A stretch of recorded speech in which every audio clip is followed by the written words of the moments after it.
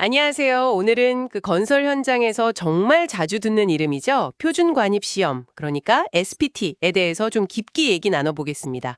이게 집안 조사의 뭐랄까 거의 기본 중에 기본이다 이렇게 불리는데 도대체 뭐고 왜 이렇게 중요한 건지 관련 자료들 보면서 한번 파헤쳐보죠. 네, 이번 시간 목표는 이 표준 시험을 확실하게 이해하는 겁니다. 자, 그럼 바로 한번 들어가 볼까요?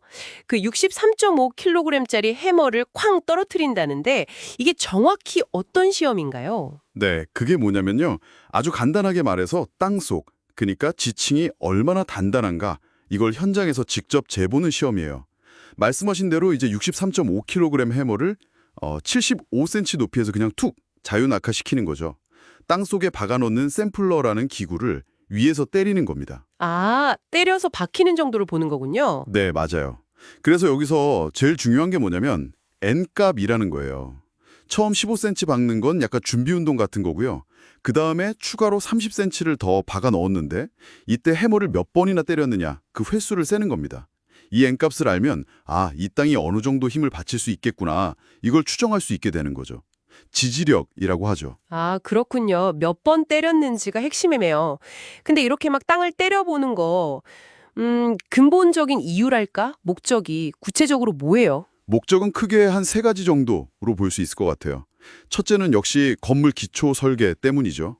땅속이 뭐 모래냐, 점토냐, 아니면 단단한 안반이냐 이런 구조를 알아야 하니까요. 네네.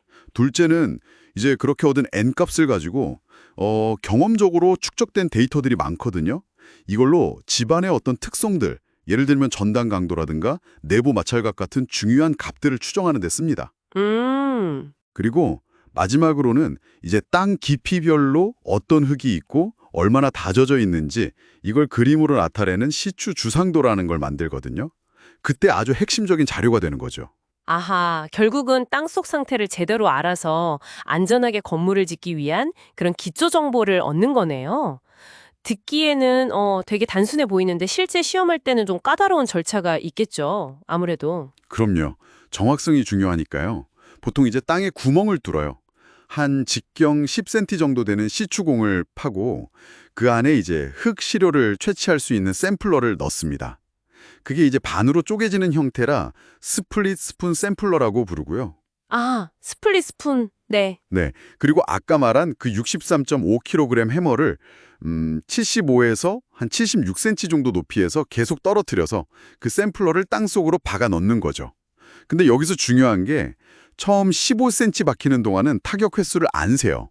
이건 뭐랄까 예비 타격, 땅을 좀 안정시키는 과정으로 보고요. 네. 그 다음 추가로 30cm를 박는데 필요한 타격 횟수, 바로 이게 N값으로 기록되는 겁니다. 아, 그 다음 30cm가 진짜군요. 그렇죠.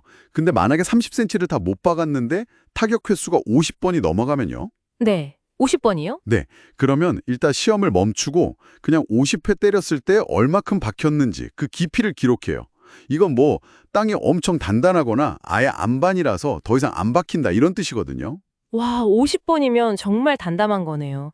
여기가 진짜 좀 궁금한 부분인데, 그래서 이 N값이라는 숫자가 땅에 대해서 뭘 알려주는 건가요? 구체적으로요. N값은 정말 중요한 지표인데요. 그 흙의 상대적인 조밀함, 그러니까 얼마나 빽빽하게 뭉쳐 있는지 아니면 얼마나 단단한지 그 정도를 딱 보여주는 거예요. 예를 들어서 N값이 뭐 0에서 4 사이다 이러면 진짜 물렁물렁한 연약 집안인 거고요. 아, 연약 지방. 네, 한 11에서 30 정도면 뭐 보통 정도 다져진 땅 이렇게 보고 만약 50을 확 넘어간다 이러면 이건 뭐 매우 단단하거나 자갈이 많거나 아니면 아예 안반층일 가능성이 높다고 보는 거죠. 숫자로 바로 땅 상태가 감이 오네요. 그런데 그 현장에서 잰 N값을 그대로 안 쓰고 뭘 보정한다 이런 얘기를 들었거든요. 그건 왜 하는 건가요? 그거 정말 중요한 포인트인데요. 맞아요. 현장에서 측정한 N값은 사실 여러 요인 때문에 약간씩 오차가 있을 수 있어요. 그래서 보정에 필요할 때가 많죠. 예를 들면요? 예를 들면 해머가 떨어질 때 그 에너지가 100% 샘플러에 전달되는 게 아니거든요. 장비마다 약간씩 에너지 효율이 다를 수 있고요. 아, 네. 그리고 샘플러에 연결된 로드 있잖아요. 땅속으로 길게 내려가는 막대. 이게 길어지면 길어질수록 에너지 손실이 또 생길 수 있어요. 또 그 시험하는 지점 위에 흙이 얼마나 많이 쌓여 있느냐 이걸 상재하 중이라고 하는데 이 무게 때문에 실제보다 땅이 더 단단하게 측정될 수도 있고요. 와, 고려할 게 많네요. 그렇죠. 그래서 이런 것들을 다 감안해서 N값을 보정해 줘야 우리가 진짜 신뢰할 수 있는 집안 정보를 얻게 되는 겁니다. 야, 이렇게 보면 되게 오래된 시험법 같은데 여전히 엄청 널리 쓰이는 거잖아요. 그럼 장점이 확실히 있다는 거겠죠? 어떤 점들이 좋을까요? 제일 큰 장점은 역시 장비가 비교적 간단하다는 거.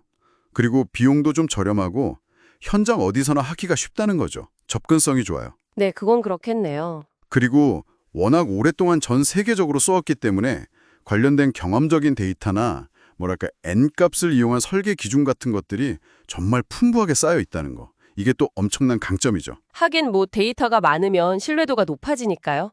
근데 모든 장점만 있진 않잖아요. 이 SPT도 좀 조심해야 할 부분이나 한계 같은 게 분명히 있겠죠. 물론이죠. 완벽한 시험은 아니니까요. 특히 어떤 흙에서는 좀 신뢰도가 떨어질 수 있어요. 예를 들면 아까 잠깐 얘기 나왔던 균일 저지하는 자갈층이라든가 아니면 아주 예민한 점토 지방 같은 곳. 점토나 자갈. 네. 이런 데서는 N값이 좀 들쭉날쭉하거나 그 의미를 해석하기가 애매할 때가 있거든요. 그래서 주의가 필요하고요. 또 하나는 이게 결국 사람이 하는 시험이다 보니까 시험하는 분의 숙련도나 아니면 사용하는 장비 상태 이런 거에 따라서 결과가 조금씩 달라질 수 있는 그런 오차 발생 가능성도 있다는 점이죠. 그렇군요. 그럼 종합해 보면 이 SPT라는 게 그 자체로 뭐 완벽하진 않아도 땅 밑 상태에 대한 아주 기본적인 그러면서도 필수적인 정보를 주니까 안전한 건물을 짓는 데 있어서는 정말 첫 단추 같은 역할이네요. 맞습니다. 그리고 여기서 진짜 재밌는 지점은 이렇게 보면 되게 단순하잖아요. 그냥 기계적으로 때리는 시험인데 그 결과인 N값 하나가 실제 건물을 설계할 때 필요한 여러 가지 중요한 공학적인 값들로 이렇게 변환되어서 쓰인다는 거죠. 뭐랄까 물리적인 땅하고 엔지니어의 계산 사이를 이어주는 정말 중요한 다리 역할을 하는 셈이에요. 그러네요. 단순한 숫자가 복잡한 설계로 이어지는군요. 마지막으로 이런 생각을 좀 해보게 되네요. 방금 말씀하신 것처럼 시험자 숙련도 문제라던가 특정 흙에서의 한계 같은 단점들이 분명히 있잖아요. 그럼 앞으로 뭐랄까 센서 기술이나 데이터 분석 같은 게 더 발전하면 이 오래된 현장 시험 방법이 좀 보완되거나 아니면 완전히 새로운 방식으로 대체될 수도 있지 않을까. 뭐 이런 상상도 해보게 되네요. 네, 충분히 가능한 시나리오죠. 기술이 계속 발전하고 있으니까요. 앞으로 이 SPT가 어떻게 진화할지 혹은 어떤 새로운 기술이 등장할지 지켜보는 것도 아주 흥미로운 관전 포인트가 될 것 같습니다. 네, 오늘은 표준 간입시험 SPT에 대해 깊이 알아봤습니다. 다음에도 흥미로운 주제로 찾아뵙겠습니다.